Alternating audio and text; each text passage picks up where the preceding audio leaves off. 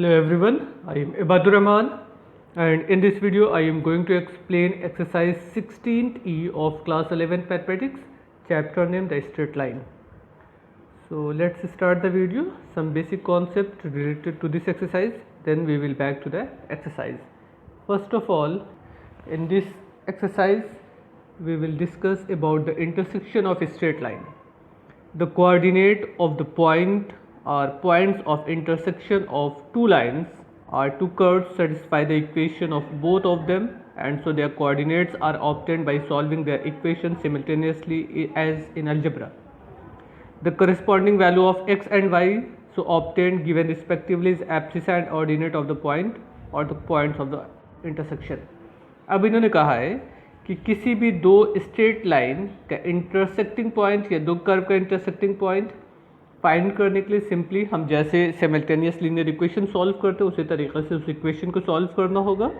वहाँ से x and y की वैल्यू निकाली जाएगी और जो इंटरसेक्शन पॉइंट होगा वो फर्स्ट एंड सेकंड दोनों लाइन का एज ए कॉमन पॉइंट होगा। ठीक है, वो दोनों इक्वेशन को सेटिस्फाई करेगा, मीन्स एक्स की वैल्यू एंड वाई की वैल्यू दोनों इक्वेशन को सेटिस्फाई करेगी। जो वैल्यू ऑफ एक्स होगी, जो कोऑर्डिनेट होगा उसमें value of x as a abscissa को रिप्रेजेंट करेगा एंड वैल्यू ऑफ वाई आपकी एज ए ऑर्डिनेट को रिप्रेजेंट करेगी। इक्वेशन सॉल्व वैसे ही होगा जैसे कि आपने 10th स्टैंडर्ड में सिमल्टेनियस लीनियर इक्वेशन का सोल्यूशन पढ़ा होगा। जैसे यहाँ पे एक एग्जांपल देख लेते हैं। Find the equation of a straight line joining the origin to the point of intersection of y this and this. अब सबसे पहला काम यहाँ पे आपसे कह रहा है कि उस इक्वेशन को फाइंड करिए जो ज्वाइन किसको किसको कर रहा है, ओरिजिन को कर रहा है और इस दोनों स्ट्रेट लाइन के इंटरसेक्शन पॉइंट को ज्वाइन कर रहा है। इसका मतलब ये हुआ कि हमारे पास एक पॉइंट तो है एज ए ओरिजिन और सेकंड पॉइंट ना देकर उन्होंने दो इक्वेशन ऑफ लाइन मालूम है आपको। इस दोनों को सॉल्व करके हमको एक इंटरसेक्शन पॉइंट मालूम हो जाएगा और एक ओरिजिन है, वहाँ से हम इक्वेशन ऑफ लाइन फाइंड कर लेंगे इस फॉर्मूले से। तो सिंपली इस इक्वेशन को हमको सॉल्व करना होगा। यहाँ से एक्स एंड वाई की वैल्यू निकालनी होगी, वो जिस भी तरीके से आप सॉल्व करना चाहिए सॉल्व करके एक्स एंड वाई की वैल्यू मिल जाएगी। सो कोऑर्डिनेट ऑफ पॉइंट क्या होगा 3, ये वैल्यू मिल गई। अब आपके पास एक तो ओरिजिन पॉइंट है और एक 3, है, दोनों से इक्वेशन ऑफ लाइन हम फाइंड कर सकते हैं। तो बस यही इतना काम हम लोगों को इस चैप्टर में करना होगा। एक और पॉइंट है कॉन्करेंसी ऑफ द लाइन्स। अब कॉन्करेंसी क्या होती है? The 3 given lines are concurrent if they meet in a point. मतलब 3 स्ट्रेट लाइन कॉन्करेंट तब कहलाएंगी जबकि उन तीनों का इंटरसेक्शन पॉइंट कॉमन हो, एक ही पॉइंट पर तीनों आके मिल रही हो।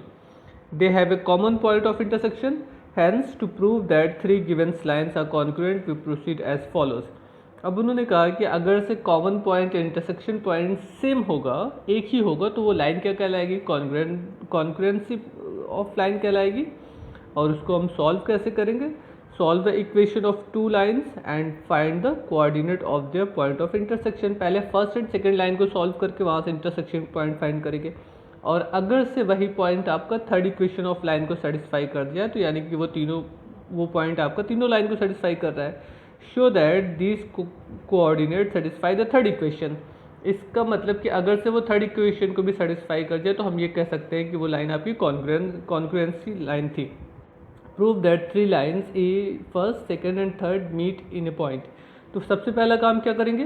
फर्स्ट एंड सेकेंड इक्वेशन को सॉल्व करेंगे, वहाँ से आपको एक्स एंड वाई की वैल्यू मिलेगी। सपोज x = 1, y = -3 या कोऑर्डिनेट के फॉर्म में 1, -3 एज ए इंटरसेक्शन पॉइंट हो गया।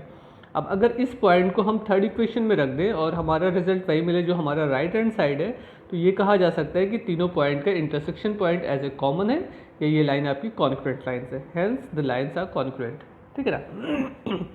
अब आपसे अलग अलग तरीके से कुछ थोड़ी सी और कंडीशन पूछी जाएगी, वो आप एग्जाम्पल देख लीजिएगा। Now we will start exercise 16th E। First question, find the coordinates of the point of intersection of a straight line. Simply इनका कोऑर्डिनेट हमको फाइंड करना है, तो इक्वेशन फर्स्ट एंड सेकंड को सॉल्व कर लीजिए। किसी भी मेथड से आप सॉल्व कर सकते हैं, वो आपकी अपनी चॉइस है। Elimination method, cross multiplication method, substitution method, graphical method तो बहुत लेंदी हो जाएगा, सो उसकी बात नहीं करना है। तो किसी भी मेथड से सॉल्व करके एक्स एंड वाई की वैल्यू निकाल लीजिए, वो आपका एज ए इंटरसेक्शन पॉइंट हो जाएगा। अच्छा, find the area of A triangle formed by the 3 lines. अब इन्होंने कहा है कि अगर से ये तीनों लाइन एक ट्राइंगल बना रही हो तो उस ट्राइंगल का एरिया निकालिए। तो देखिए यहाँ पे इन्होंने हिंट दे दिया गया, first find the coordinate of vertices of A triangle by solving the equation taken 2 at a time. अब इन्होंने कहा कि पहले हमको क्या करना होगा, एक ट्रायंगल के वर्टिसेस को फाइंड करने होंगे। इस इक्वेशन को लेके सॉल्व करें तो एक पॉइंट मिलेगा, सेकंड एंड थर्ड को लेके सॉल्व करें एक और पॉइंट मिल जाएगा, first equation and third equation को लेके सॉल्व करेंगे तो आपको थर्ड पॉइंट मिल जाएगा। तो सारे वर्टिसेस मिल गए। अब उसके बाद ये कह रहे हैं अब अप्लाई कर दीजिए ट्रायंगल के एरिया का फॉर्मूला। एरिया का फॉर्मूला क्या होता है ये वो भी देख लेते हैं। सपोज कर लीजिए ये आपके ट्रायंगल के वर्टिसेस मालूम हो गए, first and second equation solve करने पे मिला हो, सेकंड एंड थर्ड को सॉल्व करने पे मिला हो, फर्स्ट एंड थर्ड को सॉल्व करने पे मिला हो। तो इक्वेशन ऑफ लाइन मालूम है, वहाँ से इक्वेशन ऑफ वर्टिसेस हम फाइंड कर सकते हैं, वो प्रॉब्लम नहीं है। रही बात कि एरिया ऑफ ट्रायंगल कैसे मालूम होगा, तो एरिया ऑफ ट्रायंगल के लिए फॉर्मूला होगा area of triangle is equal to 1/2 in bracket x y minus y plus x y minus y plus x y minus y. ये हो गए। अब पहले x पे 1 2 3 लिख देते हैं, 1 2 एंड 3, ठीक है ना। अच्छा ये साइक्लिक ऑर्डर में 1 के बाद 2 आएगा, 2 के बाद 3 आएगा, 3 के बाद 1 आ जाएगा। तो यहाँ पे 1 आ चुका है तो जाहिर सी बात y के साथ 2 एंड 3 आना है। अब यहाँ पे 2 आ चुका है तो 3 एंड 1 आएगा, और यहाँ पे 3 आ चुका है तो 1 एंड 2 आएगा। ये आपका फॉर्मूला हो गया x1 y2 minus y3, x2 y3 minus y1, x3 y1 minus y2। तो अगर से हमको वर्टिसेस मालूम हो तो एरिया ऑफ ट्रायंगल के लिए ये फॉर्मूला अप्लाई कर देंगे, यहाँ से आपको ट्रायंगल का एरिया मालूम हो जाएगा। तो सबसे पहला काम हमको क्या करना है, इक्वेशन को सॉल्व करना है। इस इक्वेशन को सॉल्व करके first coordinate, second coordinate and third coordinate find हो जाएंगे। उसके बाद एरिया ऑफ ट्रायंगल का फॉर्मूला अप्लाई कर देंगे, आपको एरिया मालूम हो जाएगा। Now find the orthocentre of the triangle whose angular points are given, a b and c मालूम है, वर्टिसेस के पॉइंट मालूम है। ऑर्थो सेंटर फाइंड करना है। तो ortho centre means ortho centre is the point of intersection of the altitude. तो altitude का इक्वेशन नहीं मालूम है हमें, काम क्या करना है, एल्टीट्यूड का इक्वेशन फाइंड करना होगा। तो सबसे पहला काम तो इक्वेशन ऑफ एल्टीट्यूड निकालेंगे, फिर उनका सोल्यूशन निकालेंगे, फिर जाके ऑर्थो सेंटर मालूम होगा। तो ये क्वेश्चन काफ़ी लेंथी है, इस टॉपिक को ट्राई करिएगा, सॉल्व हो जाता है तो बहुत अच्छी बात है। आइए हम लोगों को जो मेन है कॉन्सेप्ट पढ़ना है, वो बेवजह का इतना लंबा क्वेश्चन आएगा तो पता चला इसके चक्कर में हम लोग एग्ज़ाम के कई और क्वेश्चन छोड़ देंगे, कोई फ़र्क नहीं पड़ेगा, उससे नुकसान नहीं होगा। तो इससे बेहतर है कि वो क्वेश्चन लगाया जाए जो कम वक्त में हो सॉल्व हो और टॉपिक से रिलेटेड हो, वरना वो खाली बेवजह का एक के बाद इक्वेशन फाइंड करो, फिर सोल्यूशन फाइंड करो, फिर इंटरसेक्शन पॉइंट फाइंड करो, कई क्वेश्चन एक साथ उसमें आए तो कोई काम नहीं उसका। क्वेश्चन नंबर आ जाते हैं ये क्वेश्चन पूछ SC है, ठीक है। Now question number 9, the coordinate of ABC are this respectively, P is the midpoint of BC, Q lies on AC and is such that CQ is to QA is equal to 3:1 in the ratio. R lies on AB and such that AR RB is equal to 1:3.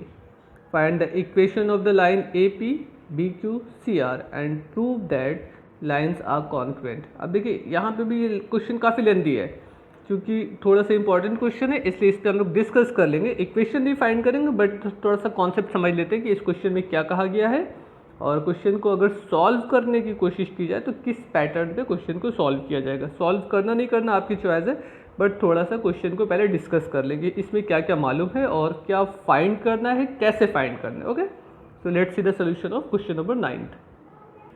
Now listen, question number 9, the coordinate of ABC और 3,1, 1,5, 4,2 respectively, means ABC के coordinate मालूम है।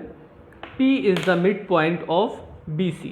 अब P क्या है, as a mid point of BC, ये suppose कर लेते हैं as a mid point of, sorry as a mid point of BC। ये यहाँ पे पॉइंट आपका P है, ये और ये आपका इक्वल है, मिड पॉइंट है, समझिएगा मिड पॉइंट का भी वैल्यू निकाल लेंगे।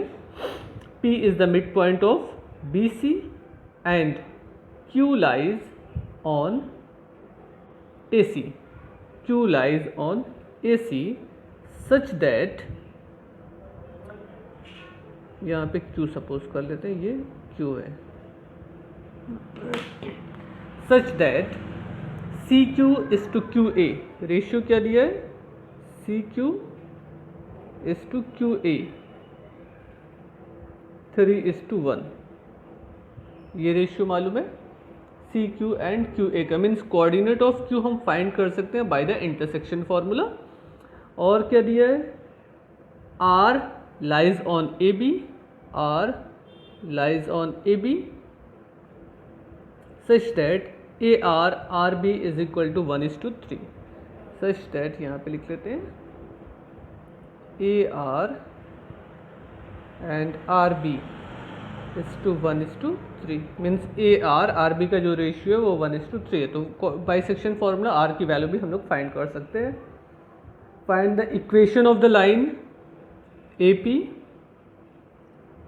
B Q and C R and prove that lines are concurrent, means उसके बाद आपको ये प्रूफ करना है कि ये तीनों लाइन आपकी एक कॉमन पॉइंट पर इंटरसेक्ट करें, मीन्स इनका intersection point as a common है, वो बात की बात है।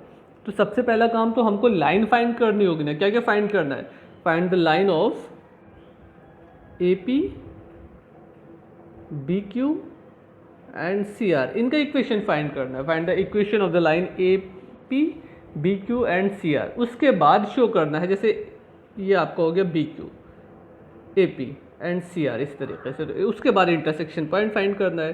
तो कई क्वेश्चन है, पहली बात तो सेक्शन फॉर्मूले से आपको निकालना होगा कोऑर्डिनेट ऑफ क्यू, सेक्शन फॉर्मूले से वैल्यू ऑफ आर निकालनी होगी, मिड पॉइंट फॉर्मूले से वैल्यू ऑफ पी निकालनी होगी। उसके बाद हम आएंगे इक्वेशन ऑफ लाइन पे, फिर इक्वेशन ऑफ लाइन से हम बाकी आगे की प्रोसेस करेंगे। अच्छा, मिड पॉइंट कैसे फाइंड होगा वो भी समझ लेते हैं। मिड पॉइंट के लिए फॉर्मूला क्या होता है, यहाँ पे लिख देते हैं, ये आप अपना करिएगा। मिड पॉइंट, तो p की वैल्यू कैसे मालूम होगी, x1 plus x2/2 y1 plus y2/2। Mid point आपका मालूम हो जाएगा x1 plus x2/2 and y1 plus y2/2। ये मिड पॉइंट फॉर्मूले से आपको पॉइंट ऑफ p मालूम हो जाएगा ना, p का कोऑर्डिनेट मालूम हो जाएगा। उसके बाद सेक्शन फॉर्मूला लगाने से आपको value of q and value of r मालूम हो जाएगी। लेकिन जब सेक्शन फॉर्मूला इसमें हम लगाएंगे तो कोऑर्डिनेट ऑफ a हमारा है 3,1 and coordinate of c is 4,2। ये रेशियो हो गया x1 y1 x2 y2 m1 m2, ठीक है ना। तो सेक्शन फॉर्मूले से जब वैल्यू ऑफ q फाइंड करेंगे, कोऑर्डिनेट ऑफ q, तो ये सेक्शन फॉर्मूला क्या होता है, m1 x2 plus m2 x1 upon m1 plus m2। इसी तरीके से m1 y2 plus m2 y1 upon m1 plus m2। ये हो गए सेक्शन फॉर्मूले से। यहाँ से हम q की वैल्यू निकाल सकते हैं। देखिए x1 y1 x2 y2 m1 m2। Same process हम क्या करेंगे, coordinate of a and coordinate of b के लिए भी अप्लाई कर देंगे। तो हमको क्या मिल जाएगा यहाँ से, कोऑर्डिनेट ऑफ r, ठीक है। r का कोऑर्डिनेट भी सेक्शन फॉर्मूले से हम लगा सकते हैं। ये फॉर्मूला अप्लाई कर दीजिएगा जो यहाँ पे हुआ है, तो सेक्शन फॉर्मूला आर के लिए भी यूज़ होगा, तो हम कोऑर्डिनेट ऑफ आर मालूम कर लिए, ठीक है। अब देखिए आपको क्या क्या मालूम हो गया, कोऑर्डिनेट ऑफ ए मालूम है, कोऑर्डिनेट ऑफ पी मालूम हो जाएगा बाय मिड पॉइंट फॉर्मूला। तो अगर से आपके पास दो पॉइंट है तो इक्वेशन ऑफ लाइन कैसे मालूम होगा, इक्वेशन ऑफ लाइन होगा, अगर से ये इतना काम आपने कर लिया, इसके बाद इक्वेशन ऑफ लाइन कैसे मालूम होगा, y minus y1 is equal to y2 minus y1 upon x2 minus x1 in bracket x minus x1। इससे आप इक्वेशन ऑफ लाइन फाइंड कर लीजिएगा।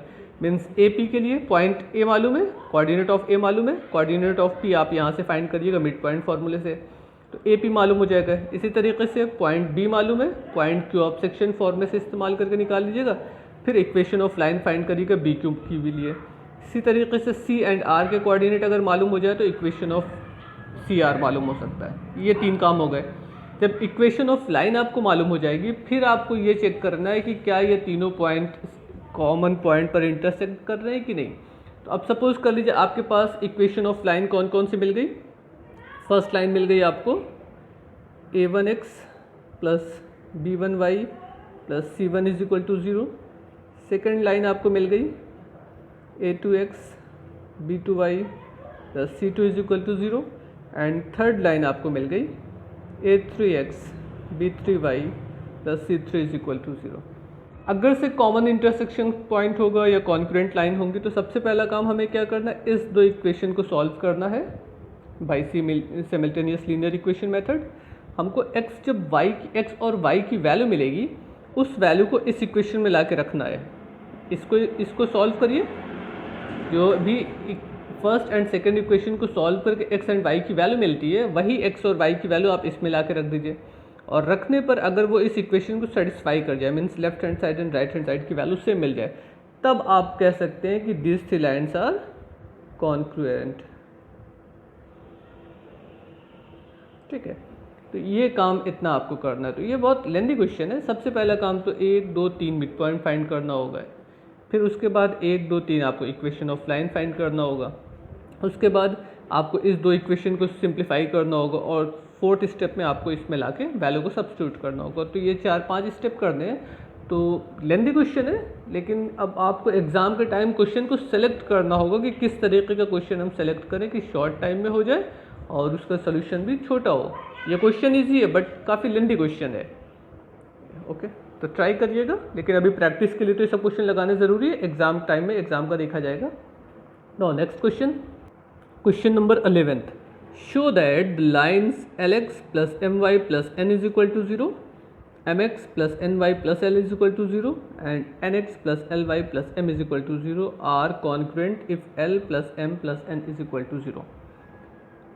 आपसे ये कहा है कि प्रूफ करिए कि ये तीनों लाइन कॉन्क्रुएंट होंगी अगर ये कंडीशन सेटिस्फाई हो रही है तब। तो सिंपली हमको क्या करना है, तो first of all find the solution of first and second equation, means find the value of x and y। जो भी वैल्यू मिलेगी इसमें ला के रख देंगे और आपको ये रिजल्ट मिल जाएगा। ये एज ए कंडीशन है, बस इतनी काम करना है। तो let's see the solution of question number 11th। आइए इसको सॉल्व कर देते हैं पूरा। ओके, ये आपका क्वेश्चन नंबर 11 की इक्वेशन ऑफ लाइन है। First equation, second equation, third equation. हमको क्या करना है, simply solve the equation number 1 and 2 from equation number 1 and 2, from equation 1 and 2। तो आपको इक्वेशन फर्स्ट एंड सेकंड को सॉल्व करना है, वो किसी भी मेथड से आप सॉल्व कर सकते हैं। हम क्रॉस मल्टीप्लिकेशन मेथड यहाँ पे अप्लाई कर दे रहे हैं। x अपॉन यहाँ पे कुछ लिखेंगे minus y upon and constant term के नीचे कांस्टेंट। हमको ये दो इक्वेशन को सॉल्व करना है। तो अब ज़रा से समझिएगा इक्वेशन सॉल्व कैसे होगा। अगर से हमको इस दो इक्वेशन को सॉल्व करना है तो सबसे पहला काम हम ये थर्ड वाली इक्वेशन को हटा लेते हैं। ठीक है ना, इसकी कोई बात ही नहीं करना है। अब ज़रा से equation first and equation second में अगर x के नीचे कुछ लिखना है तो x के कोफिशिएंट को हटा लिया जाएगा। ऐसे x के कोफिशिएंट को हटा लीजिए तो क्या क्या आपके पास बचता है, m n n l, ये ना यहाँ पे लिख दीजिए m n n l only coefficient. y के नीचे लिखना होगा तो कोफिशिएंट ऑफ y वाला टर्म हटा लीजिए, l m n l। हमें सिर्फ फर्स्ट एंड सेकंड इक्वेशन की बात करनी है ना, l m l m n l and constant के नीचे ये कोफिशिएंट लिखे जाएंगे l m m n। ये हो गया। फिर से ध्यान दीजिएगा, x पॉजिटिव है, y निगेटिव है, कांस्टेंट पॉजिटिव है, पॉजिटिव निगेटिव पॉजिटिव, ये ऑर्डर होता है। x के नीचे x को हटा के लिखना है सारे कोफिशिएंट, y के नीचे y के टर्म को हटा के सारे कोफिशिएंट लिखना है और कांस्टेंट के नीचे कांस्टेंट वाले हटा के सारे मल्टीपल या कोफिशिएंट लिखना है। ये हो गया। अच्छा, अभी क्या होगा, इसका मल्टीप्लाई इसमें होगा, फिर माइनस लगेगा और इसका मल्टीप्लाई इसमें हो जाएगा। कितना बनेगा आइए वो भी देख लेते हैं। x upon ml minus n square, ऐसे ही होगा ना, x upon ml minus n square. y के लिए क्या होगा, l square minus mn and last 1 upon ln minus m square. तो ये आपकी x और y की वैल्यू यहाँ से मिल जाएगी। वैल्यू कैसे मिलेगी, अगर हम फर्स्ट एंड लास्ट को ले लेंगे तो वैल्यू ऑफ x मालूम हो जाएगी, सेकंड एंड लास्ट को ले लेंगे तो वैल्यू ऑफ y मालूम हो जाएगी। आइए वो भी एक स्टेप कर लेते हैं। एक्स एंड वाई की वैल्यू भी निकाल लेते हैं। वो आपकी वैसे अपनी चॉइस है, आप यहीं छोड़ दीजिए, बाद में उसकी वैल्यू सेटिस्फाई कर लीजिएगा तो भी चलेगा।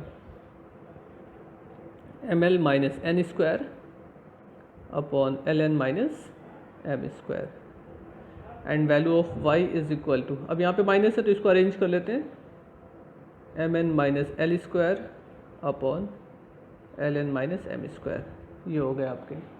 अच्छा, ये तो इक्वेशन फर्स्ट एंड सेकंड का सलूशन हुआ। अगर से ये कॉन्क्वेंट लाइन थी तो x और y थर्ड इक्वेशन को सेटिस्फाई करना चाहिए, तो substitute the value of x and y in equation number 3। अब देखिए क्या होगा उसमें, substitute the value of x and y in equation number 3। देखिए ये आपका थर्ड इक्वेशन है, इसमें अगर हम लाके x y की वैल्यू सब्स्टिट्यूट कर दें तो इस तरीके से रिजल्ट आपको मिल जाएगा। अब इसका कैलकुलेशन आपकी अपनी चॉइस है, आप किस तरीके से सॉल्व करना चाहते हैं। ये एलसीएम हो जाएगा L N minus M square, तो आपका हो जाएगा N M L minus N square plus L M N minus L square plus M L N minus M square. आप एलसीएम लीजिएगा तो ओवरऑल ये मिल जाएगा आपको ना, यानी कि सपोज कर दिया हर टर्म में एलसीएम वाले टर्म से मल्टीप्लाई कर दिया, ओवरऑल राइट साइड में 0 है तो वो स्टेप आएगा। अब इस ब्रैकेट को हम ब्रेक करें तो देखिए क्या चीज़ आपको मिल जाती है, समझिएगा, N M L minus N cube M N L minus L cube and M N L minus M cube is equal to 0। यानी कि आप ऐसे लिख सकते हैं M cube minus N cube plus L cube minus 3m N L is equal to 0। वो plus minus arrange हो गया, राइट साइड को ट्रांसफर कर देंगे तो सब 0 वो पॉजिटिव हो जाएगा, जो पॉजिटिव था वो निगेटिव हो जाएगा, ये हो गया। अब a cube plus b cube plus c cube minus 3abc is equal to, formula होगा ना a plus b plus c whole cube, इस तरीके का, minus a plus b plus c in second bracket a square plus b square plus c square minus a b minus b c minus c है। तो ये overall ये formula आपको बन जाएगा m प्लस एन प्लस, इस पूरे की वैल्यू हो जाएगी m plus N plus L another bracket m square plus n square plus l square minus mn minus nl minus lm is equal to 0। ये वही फॉर्मूला, इसी का ये फॉर्म है। तो अब अगर इसकी वैल्यू 0 हो जाए तो ये पूरा इक्वेशन आपको रिजल्ट एज ए 0 मिल जाएगा, means m plus n plus L is equal to 0। यही कंडीशन दी गई है प्रूफ करने को कि prove that this three lines are congruent if m plus n plus L are 0। Okay, तो बस ये कंडीशन आपकी सेटिस्फाई हो गई, यही आपको शो करना था। तो अगर हमने फर्स्ट ब्रैकेट का या तो ये मल्टीपल 0 होगा या तो सेकंड मल्टीपल 0 होगा, तो फर्स्ट मल्टीपल को 0 रखने से हमारा काम हो जा रहा है, जो प्रूफ करना है तो इसके आगे जाने की कोई ज़रूरत नहीं है। ठीक, तो ये आपका एक क्वेश्चन हो गया। नाउ नेक्स्ट 12 क्वेश्चन, आइए उसको भी देख लेते हैं। क्वेश्चन नंबर 11 इस एक्सरसाइज का इंपॉर्टेंट क्वेश्चन है, सो इस क्वेश्चन को ज़रूर लगाइएगा, ये बहुत इंपॉर्टेंट क्वेश्चन है 11th एंड 12th, लेकिन फिर भी 11 ज़्यादा इंपॉर्टेंट है। Prove that lines, first line हो गई, सेकेंड लाइन हो गई एंड थर्ड लाइन हो गई और कॉन्क्रेंट। तो अब देखिए वैसे तो इस क्वेश्चन को सॉल्व करना थोड़ा सा मुश्किल लग रहा है, बट अगर क्रॉस मल्टीप्लिकेशन मेथड से हम फर्स्ट एंड सेकेंड लाइन को सॉल्व कर लें, जैसे अभी इससे पहले के क्वेश्चन में सॉल्व किया है, तो वहाँ से एक्स एंड वाई की वैल्यू मिल जाएगी। उस वैल्यू को थर्ड इक्वेशन में ला के रखेंगे तो 100% राइट साइड के इक्वल मिलेगा, सेटिस्फाई करेगी। तो आपका काम वहाँ से हो जाएगा कि ट्राइंगल वो ये straight lines are congruent. Prove that medians of the triangle are congruent. अब मीडियन के लिए अलग से फिर आपको सपोज करना होगा इक्वेशन ऑफ लाइन, फिर मिड पॉइंट फाइंड करना होगा, फिर मीडियन फाइंड करना होगा, फिर कॉन्ग्रुएंट लाइन शो करना होगा। तो ये क्वेश्चन ज़रा सा लेंदी है। कॉन्सेप्ट यही है कि पहले सपोज करके हम थ्री लाइन सपोज करेंगे a1x plus b1y plus c1 is equal to 0, next a2x plus b2y plus c2 is equal to 0 and उसके बाद a3x plus b3y plus c3 is equal to 0। उसके बाद मीडियन ऑफ लाइन का equation find करेंगे। या तो ये करेंगे कि वर्टिसेस को सपोज कर लें x1 y1 x2 y2 x3 y3, फिर मीडियन के इक्वेशन फाइंड करें, फिर कॉन्करेंट शो करें। तो ये भी क्वेश्चन काफ़ी लेंदी हो जाएगा, तो इसकी भी बात नहीं करते हैं।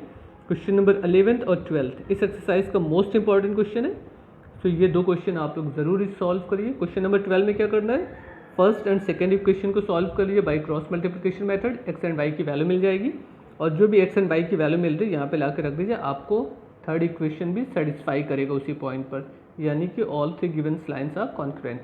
क्लियर? तो ये क्वेश्चन अपने से सॉल्व करने की कोशिश करिए। In case of any doubt you may ask me on my WhatsApp number. एक एग्जाम्पल नंबर 15 है आपकी बुक में, वो भी ज़रूर देख लीजिएगा। ऐसे बेसिक कॉन्सेप्ट है उसमें भी, कि अगर से हमें कॉन्करेंट पॉइंट शो करना है कि जो इंटरसेक्शन पॉइंट है वो कैसे मालूम होगा, तो उसके लिए ये इन्होंने सोल्यूशन दिया हुआ है। 3 लाइन है, उसको सॉल्व किया है, ये कोऑर्डिनेट हो गए, और ये उसकी कंडीशन होगी कि कॉन्करेंट के लिए कंडीशन क्या होती है। बाय द वे ये आप देखिएगा तो समझ में आ जाएगा आपको। क्वेश्चन ईजी है, खाली लिखा ज़्यादा गया कोई उससे फ़र्क नहीं पड़ता है, डिपेंड करेगा आप कितने केयरफुल होकर इस क्वेश्चन को सॉल्व करते हैं। So in next video we will start another exercise. Thank you everyone, good bye.